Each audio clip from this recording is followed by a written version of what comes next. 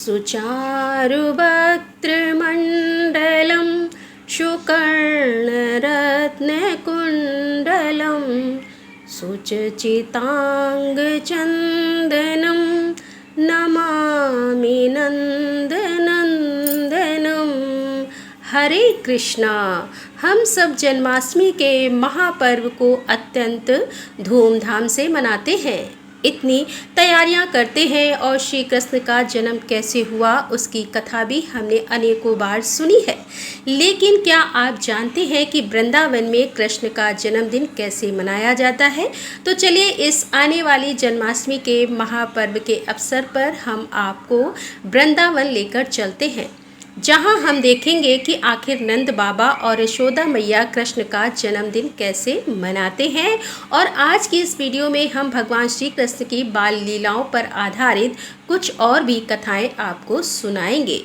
तो आराम से बैठ जाइए। भगवान श्री कृष्ण की दिव्य लीलाओं का आनंद लेने के लिए कृष्ण के जन्मदिन के अवसर पर भव्य तैयारियां होती हैं।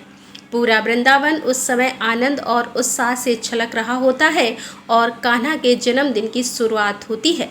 प्रातः काल में यशोदा मैया द्वारा आयोजित अनेक पूजा पाठ और यज्ञ इत्यादि के कार्यक्रम के साथ नंद महाराज द्वारा अनेकों ब्राह्मणों को आमंत्रित किया जाता था और ऋषि शांडिल्य द्वारा बताई गई हर पूजा विधि को संपन्न किया जाता था। इन सब के अंदर कहीं भी कोई भी कमी नहीं रहती, क्योंकि यशोदा मैया कान्हा के जन्मदिन की पूजा के विषय में ज़्यादा सतर्क रहती थी। इसीलिए सारी पूजा और विधि एकदम पूर्ण होती थी। कान्हा को भी इस पूजा में बैठने से बड़ा मजा आता था। लगभग सुबह का समय इन्हीं पूजा और यज्ञ में व्यतीत हो जाता। फिर जब भी सभी ब्राह्मण यह विधि संपन्न कर लेते तो कान्हा स्वयं उन्हें भोजन करवाता और नंद महाराज दान देते। उसके बाद बारी आती है कृष्ण के मित्रों की। जैसे ब्राह्मण और साधु चले जाते हैं, उसी क्षण कान्हा के सभी मित्रों की टोली आकर उसे घेर लेती है। और वे सब खाली हाथ नहीं आते। नहीं, वृंदावन में जो बड़े लोग हैं वे कृष्ण के लिए अनेक सुंदर कीमती उपहार लेकर आते थे, जैसे कि मूल्यवान कपड़े, आभूषण, मोती, खिलौने इत्यादि। लेकिन कान्हा के जो छोटे छोटे मित्र हैं ना, वे कान्हा के लिए कुछ विशेष उपहार लाते थे।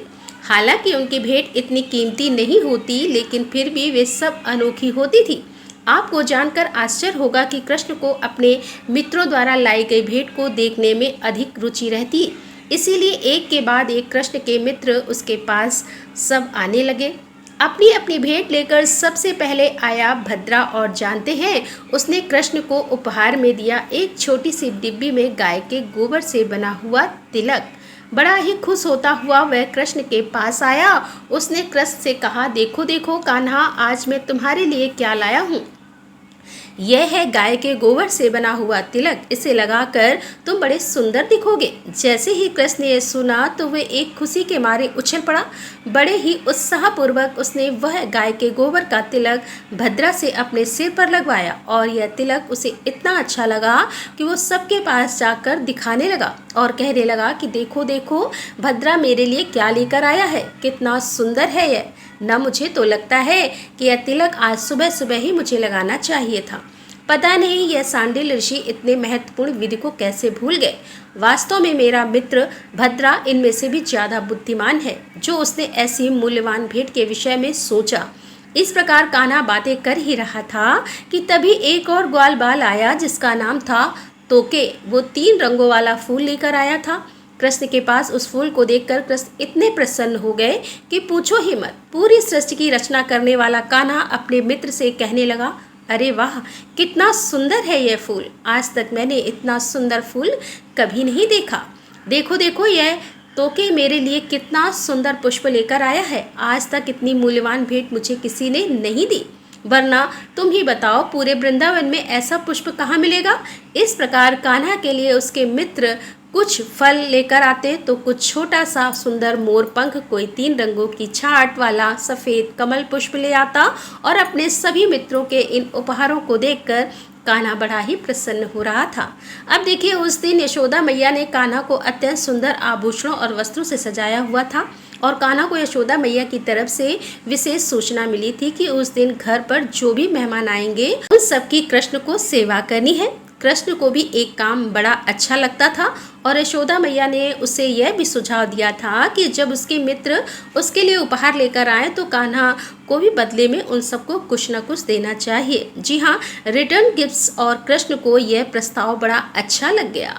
कृष्ण के मित्रों को बदले में देने के लिए नंद बाबा और यशोदा मैया ने पूरे वर्ष भर अनेक भेंट और उपहार एकत्रित किए थे, और वो भी विश्व के कोने कोने से मंगवाए हुए उन सबको सुंदर कपड़ों और थालों से कर एक स्थान पर रखा गया था। और समय था, कृष्ण अपने मित्रों को उपहार देने वाले थे। जैसे ही कान्हा ने उस स्थान पर जाकर देखा तो वहाँ मूल्यवान मोती थे, कीमती आभूषण थे, सुंदर वस्त्र थे और अन्य वस्तुएं भी थी। लेकिन इन सबको देखकर कान्हा बड़ा ही निराश हो गया। उसे लगा कि उसके मित्रों ने जो मूल्यवान वस्तुएं उसे दी हैं, उसके सामने यह सारा सामान तो कुछ भी नहीं है। उसे यह कीमती वस्त्र आभूषण बिल्कुल अर्थविहीन लग रहे थे। तब उसके पास अपने मित्रों को देने के लिए कुछ भी नहीं है, ये सोचकर कान्हा को बहुत रोना आ रहा था। उसने सारे उपहार फेंक दिए और एक कोने में जाकर रोने लगा। अब यह देखकर नंद बाबा और यशोदा मैया परेशान हो गए कि वर्ष भर में उन्होंने इतनी मेहनत से इतना खर्च करके इतने उपहार एकत्रित किए थे और कान्हा को वो पसंद ही नहीं आए।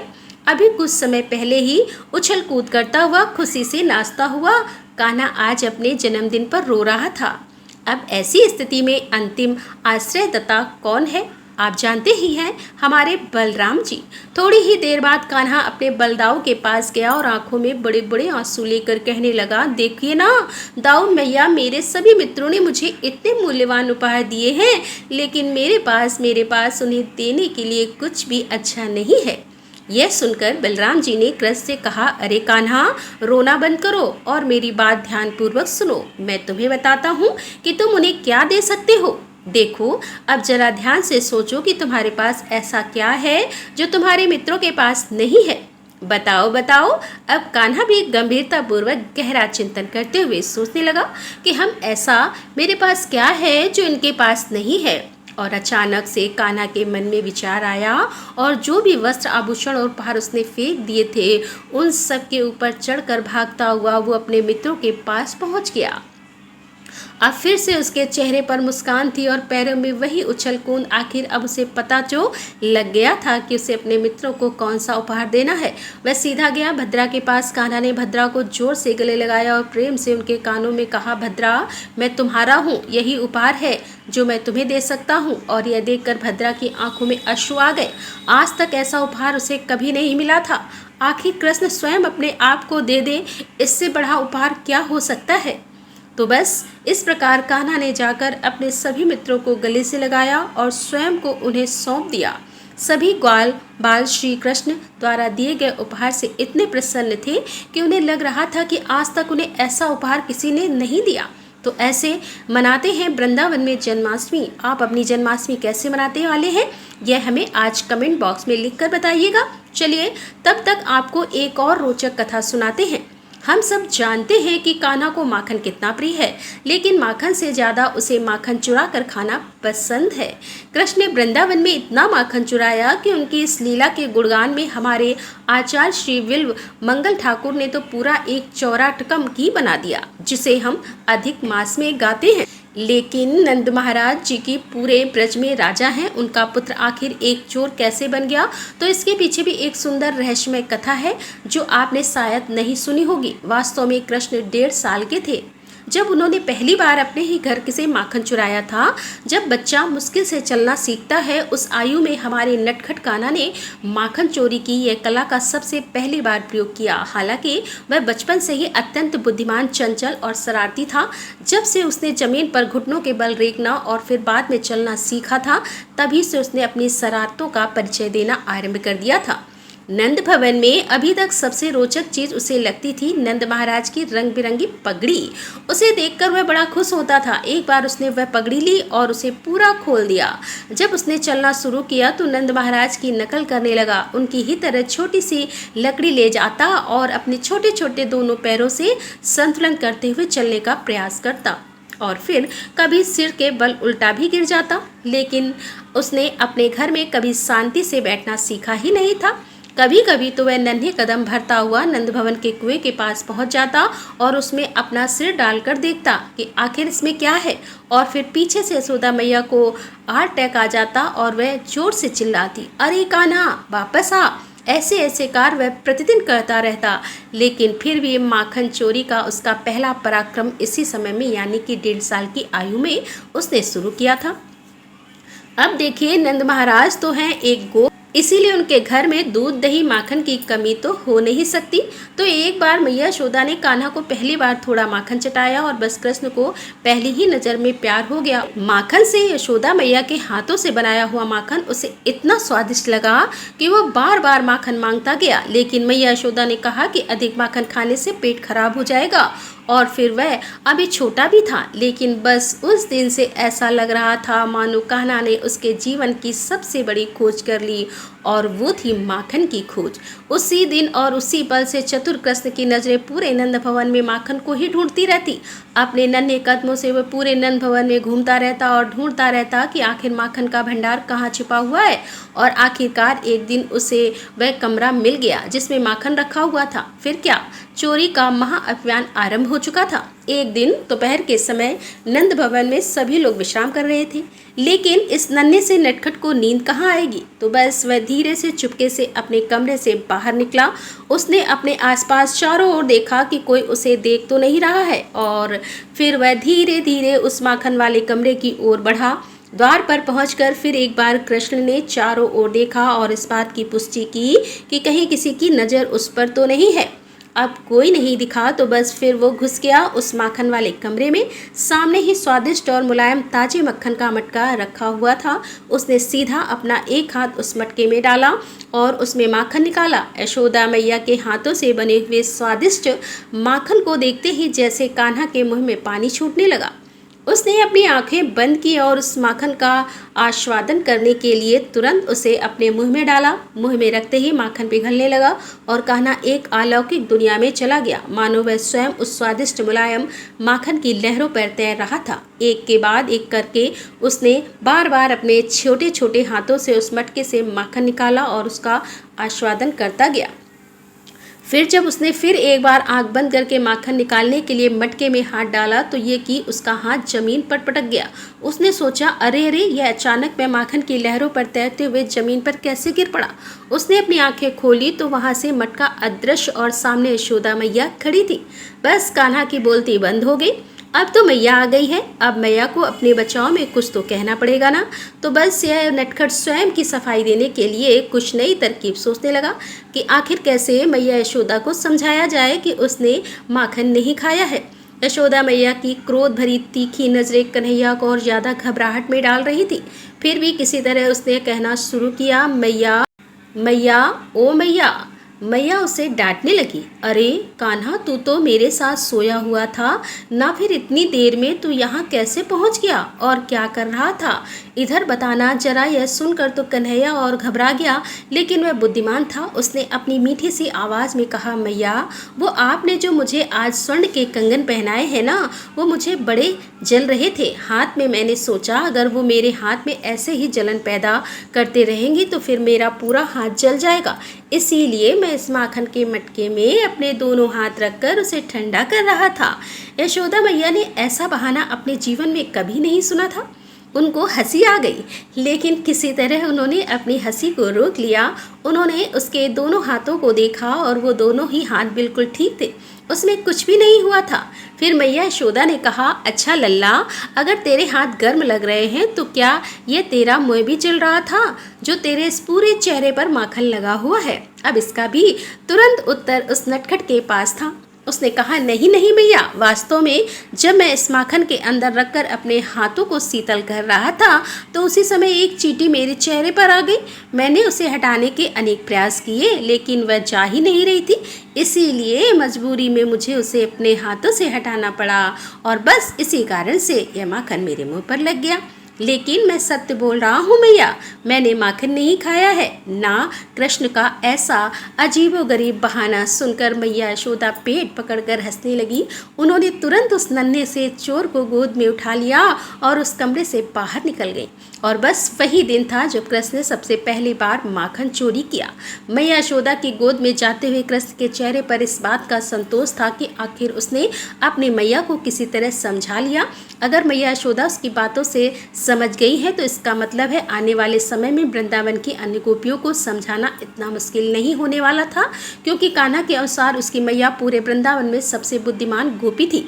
हाँ, तो इस प्रकार नंद महाराज का बेटा बन गया माखन चोर, और आने वाले समय में उसकी इस माखन चोरी में उसके सभी मित्र भी सहयोगी होने वाले थे।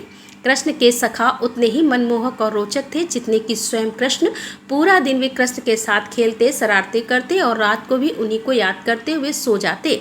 इन सखा में एक सखा था भद्रा, जो कृष्ण के साथ हमेशा परछाई की तरह रहता था। जहाँ भी कृष्ण जाते भद्रा उनके साथ जाता, यहाँ तक कि रात में भी वह कृष्ण के पास ही सोने की जिद करता। एक दिन सुबह सुबह सभी ग्वाल बाल अपनी गायों को लेकर गोवर्धन की ओर निकल पड़े, लेकिन भद्रा को कृष्ण कहीं नहीं मिले। चिंतित होकर उसने श्री सुदामा से पूछा कि क्या तुमने कन्हैया को देखा है? मुझे बड़ा भय लग रहा है कि कहीं असुर ने उस पर हमला न किया हो। श्री सुदामा ने हंसते हुए कहा, अरे भद्रा, तू पागल हो गया है। आजा, यहाँ बैठकर थोड़ा विश्राम कर ले। चल। भद्रा की चिंता तो बढ़ गई। उसने मधुमंगल और श्रोत कृष्ण से भी पूछा, लेकिन वे दोनों भी हंसने लगे। अब तो गुस्सा आ गया कि वह सब कृष्ण के संकट की परवाह ही नहीं कर रहे हैं। तब उसने बलराम जी से पूछा कि ए दाऊ जी, क्या आपने कान्हा जी को देखा है? तो बलराम जी मुस्कुराए और बोले, अरे भद्रा, कान्हा तुमसे दूर कैसे जा सकता है? जरा सोचो। भद्रा ने जैसे ही मुड़कर पीछे देखा तो कृष्ण वहाँ खड़े हंस रहे थे। वास्तव में पूरा दिन कृष्ण भद्रा के ठीक पीछे था, इसीलिए भद्रा उन्हें देख नहीं पा रहा था। तो इस घटना से हमें शिक्षा मिलती है कि जैसे भद्रा कृष्ण को नहीं देख पाया, वैसे ही हम भी अक्सर भगवान को खोजने में गलती कर बैठते हैं। हम भूल जाते हैं सदैव हमारे साथ हैं, हमारी परछाई की तरह है। एक और दिन सभी ग्वाल बाल खेल रहे थे और भद्रा ने कृष्ण को भोजन करने के लिए बुलाया। उसने कहा, कान्हा चलो अब भोजन कर लो, मैया यशोदा ने हमारे लिए स्वादिष्ट व्यंजन भेजे हैं। लेकिन कृष्ण तो खेलना था, उन्होंने अपना खेल जारी रखा। भद्रा के कई बार बुलाने पर भी जब कृष्ण नहीं आए तो नाराज होकर भद्रा एक गुफा में जाकर बैठ गया। काफ़ी देर बाद भी भद्रा नहीं लौटा तो कृष्ण ने उसे मनाने का निर्णय किया, लेकिन हमेशा की तरह कृष्ण ने उसे मज़ेदार बनाने की सोची। उन्होंने एक बड़े शेर का रूप धारण किया और गुफा में जाकर जोर से दहाड़ लगाई, लेकिन भद्रा डरा नहीं। उसने उल्टा कृष्ण को ही डांटते हुए कहा था, मैंने कि तुझे भूख लगी है, पर तुम्हें तो खेलना है। जाओ जाओ अब खेलो। कृष्ण को बड़ा आश्चर्य हुआ कि भद्रा ने उन्हें कैसे पहचान लिया, जबकि उनकी योग माया शक्ति से बड़े बड़े भ्रमित हो जाते हैं। तभी उन्होंने देखा कि आकाश में योग माया देवी हाथ जोड़कर खड़ी है। उन्होंने भगवान से कहा, हे प्रभु, आपके भक्तों के प्रेम और समर्पण के आगे मैं भी कुछ नहीं कर सकती। उन्होंने आपको अपने प्रेम से जीत लिया है। और फिर कृष्ण समझ गए कि सच में उनके अधिक शक्तिशाली उनके भक्त हैं। और इसी बीच वहां असली शेर भी आ गया और भद्रा ने उसे बुलाकर भी कृष्ण का प्रसाद खिलाया। प्रसाद पाकर शेर भी आनंद में नृत्य करने लगा और इस प्रकार कृष्ण और उनके सखाओं की अद्भुत और रोचक लीलाएं चलती रहीं।